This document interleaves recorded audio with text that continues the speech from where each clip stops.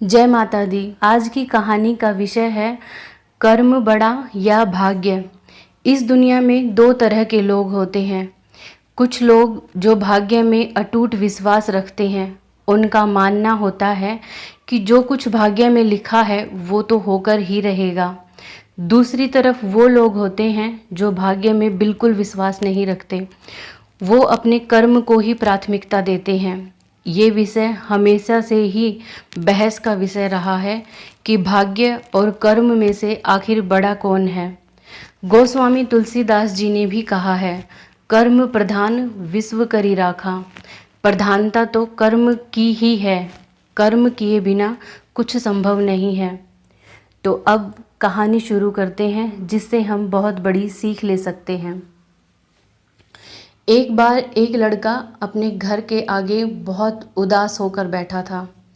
उसे अब उसके बिजनेस में बहुत ज़्यादा घाटा हुआ था। दोबारा बिजनेस शुरू करने के लिए अब उसके पास कोई जमा पूंजी भी नहीं थी। चारों तरफ वो मदद मांग कर देख चुका था, लेकिन कहीं उसे मदद भी नहीं मिली। गली में बैठे बैठे उसे काफ़ी टाइम हो गया था, तो उसके पिताजी के एक पुराने मित्र वहाँ से निकले। उन्होंने उस लड़के से पूछा कि क्या बात है भाई, आज तुम सुबह सुबह इतना उदास होकर क्यों बैठे हो। तो लड़के ने उनको सब कुछ बताया। इस पर उस आदमी ने कहा कि देखो बेटा, चिंता मत करो, सब कुछ ठीक हो जाएगा। जो कुछ तुम्हारे भाग्य में लिखा है वो तो कोई बदल ही नहीं सकता। ये सब तुम्हारे भाग्य में लिखा था, इसलिए तुम्हारे साथ ऐसा हुआ है। जिस दिन तुम्हारा भाग्य बदलेगा, देखना सब कुछ बदल जाएगा। ये कहकर वो आदमी वहाँ से चला गया। लड़का भी अपने घर चला गया। रात को वो इसी बारे में सोचते सोचते सो गया। सपने में उसे लगा कि भगवान भी उसे कह रहे हैं कि तुम्हारे भाग्य में जो लिखा है उसे कोई नहीं बदल सकता, वो अटल है। और तुम्हारा भाग्य एक पहाड़ पर तुम्हारा इंतज़ार कर रहा है।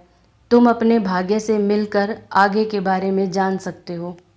अगले दिन सुबह जब वो लड़का सोकर उठा तो उसने पक्का मन बनाया कि वो अपने भाग्य से मिलकर ही आएगा। अब वो अपने घर से चल पड़ा। चलते चलते जब वो एक जंगल में पहुंचा तो जंगल में उसे एक घायल शेर मिला। शेर ने उस लड़के से पूछा कि तुम इस जंगल के रास्ते कहाँ जा रहे हो। लड़के ने कहा कि दूर उस पहाड़ पर मेरा भाग्य मेरा इंतज़ार कर रहा है। मैं अपने भाग्य से अपने आगे के जीवन के बारे में पूछने जा रहा। तो शेर ने कहा, जब तुम वहाँ जा ही रहे हो तो अपने भाग्य से मेरे बारे में भी पूछना। मैंने कई दिनों से शिकार नहीं किया है, मैं बहुत घायल हूँ। आखिर मैं कब तक स्वस्थ हो पाऊँगा और कब शिकार करूँगा। लड़के ने कहा कि हाँ हाँ ठीक है, मैं तुम्हारे बारे में ज़रूर पूछूंगा। ऐसा कहकर लड़का आगे चल देता है। जंगल पार करते ही एक कुएं के पास उसे एक आदमी बैठा मिलता है। वो आदमी उस कुएं को खोद रहा था। वो आदमी भी उस लड़के से पूछता है कि अरे भाई, तुम इस तरफ कहाँ जा रहे हो। तो वो लड़का बताता है कि दूर पहाड़ पर मेरा भाग्य मेरा इंतज़ार कर रहा है और मैं अपने भाग्य से अपने आगे के जीवन के बारे में पूछने जा रहा हूँ। तो उस आदमी ने कहा कि जब तुम वहाँ जा ही रहे हो तो अपने भाग्य से मेरे बारे में भी पूछना कि आखिर मुझे इस कुएं को और कितना खोदना पड़ेगा, मुझे इसे खोदने पर कुछ मिलेगा या मेरी मेहनत बर्बाद जाएगी। लड़के ने कहा कि ठीक है, मैं तुम्हारे बारे में ज़रूर पूछूंगा। इतना कहकर लड़का फिर से चल देता है। चलते चलते अब वो पहाड़ के पास पहुंच गया। उस पहाड़ की तलहटी में एक गांव था। गांव में पहुंचते पहुंचते रात हो गई। रात काटने के लिए अब उसे एक जगह चाहिए थी। उसने जाकर एक हवेली का दरवाज़ा खटखटाया। दरवाज़ा हवेली की मालकिन ने खोला।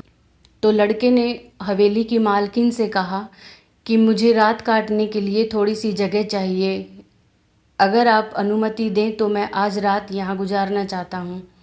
हवेली की मालकिन ने कहा कि ठीक है, तुम यहाँ रात भर रुक सकते हो, लेकिन तुम्हें इधर आने का कारण बताना होगा। तो इस पर लड़का हवेली की मालकिन को वहाँ आने का कारण बताता है।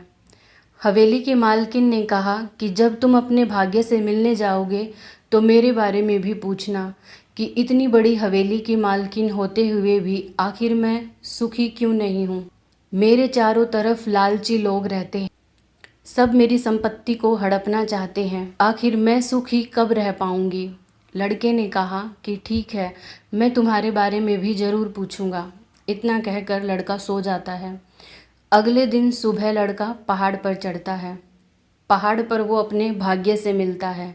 भाग्य ने उस लड़के से कहा कि तुम आगे आगे चलो, मैं तुम्हारे पीछे पीछे आता हूँ।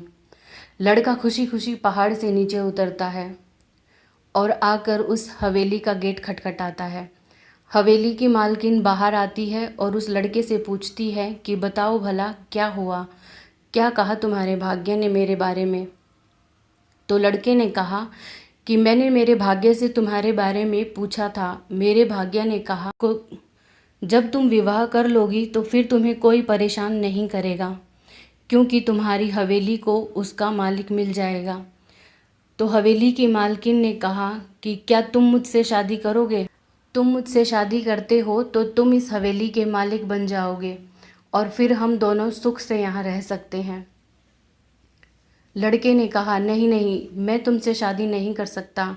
मेरा भाग्य मेरे पीछे पीछे आ रहा है, मुझे अभी बहुत आगे जाना है। ये कहकर लड़का वहाँ से चल देता है। आगे जाकर वो फिर उसी कुएं पर पहुँचता है। वो आदमी उसे वहीं बैठा मिलता है। आदमी ने उससे पूछा कि कहो भाई, तुमने अपने भाग्य से मेरे बारे में पूछा? तो लड़के ने कहा कि हाँ हाँ, मैंने अपने भाग्य से पूछा। मेरे भाग्य ने कहा कि अगर तुम इसे थोड़ा और खोदते जाओगे तो इसमें इतना सोना निकलेगा कि तुम्हारी अगली 7 पुश्तें भी खर्च नहीं कर पाएंगी। तो उस आदमी ने कहा कि इतना कुआं खोदते खोदते मैं बहुत कमज़ोर हो चुका हूँ। अगर तुम मेरी मदद करते हो तो हम दोनों ये सोना आधा आधा बांट लेंगे, इससे तुम्हारा भी फ़ायदा होगा और मेरा भी फ़ायदा होगा। लेकिन लड़का उसे भी मना कर देता है और कहता है कि नहीं नहीं, मेरा भाग्य मेरे पीछे पीछे चल रहा है, मुझे बहुत आगे जाना है, मैं ये सब नहीं कर सकता। इतना कहकर वो लड़का आगे चल देता है। आगे जाकर अब वो जंगल में पहुंचता है जहां शेर उसका इंतज़ार कर रहा था। अब शेर ने उस लड़के से पूछा कि कहो भाई, तुम्हारे भाग्य ने मेरे बारे में क्या कहा? तो उस लड़के ने कहा कि मेरे भाग्य ने तुम्हारे बारे में बताया कि जिस दिन तुम इस दुनिया के सबसे मूर्ख इंसान का शिकार कर लोगे, उस दिन से तुम बिल्कुल स्वस्थ हो जाओगे। तो शेर ने कहा ठीक है, ये तो हुआ मेरे बारे में, और तुम्हारे भाग्य ने तुम्हारे बारे में क्या बताया? तो लड़के ने कहा अभी मेरे भाग्य ने मुझे कुछ नहीं कहा, मेरे भाग्य ने बस इतना कहा कि तुम आगे आगे चलो और मैं तुम्हारे पीछे पीछे आता हूँ। जब मैं पहाड़ से नीचे उतरा तो गांव में हवेली की मालकिन ने मेरे सामने शादी का प्रस्ताव रखा। अगर मैं उससे शादी कर लेता तो उस हवेली का मालिक बन जाता और सारी जायदाद भी मुझे मिल जाती, लेकिन मैंने उसे मना कर दिया। आगे आकर कुएं पर एक आदमी मेरा इंतज़ार कर रहा था, जो कई दिनों से कुएं को खोद रहा था। उसने मुझसे कहा कि अगर तुम कुआं खोदने में मेरी मदद करते हो तो इसमें जो भी सोना निकलेगा उसे हम दोनों आधा आधा बांट लेंगे और हम दोनों अमीर हो जाएंगे। लेकिन मैंने उसे भी मना कर दिया क्योंकि ये मेरे भाग्य में है ही नहीं, मेरा भाग्य तो पीछे पीछे आ रहा है। इतना सुनते ही शेर ने आओ देखा न ताओ और एकदम से उस आदमी के ऊपर झपटा और उसे अपना शिकार बना लिया, क्योंकि शेर को दुनिया का सबसे मूर्ख इंसान मिल चुका था, जिसे दो दो बार अपना भाग्य बदलने का अवसर मिला और उसने उसे गंवा दिया। वो चाहता तो बहुत अमीर बन सकता था, लेकिन अपने भाग्य के भरोसे उसने ना सिर्फ धन को ठुकराया बल्कि अब उसकी जान भी चली गई। तो इस कहानी से हम यही सीखते हैं कि अपने कर्म को करते रहना चाहिए। कर्म का फल आज नहीं तो कल जरूर मिलता है। अगर आपको कहानी पसंद आई है तो वीडियो को लाइक एंड शेयर करें, चैनल को सब्सक्राइब करें। Thank you for watching.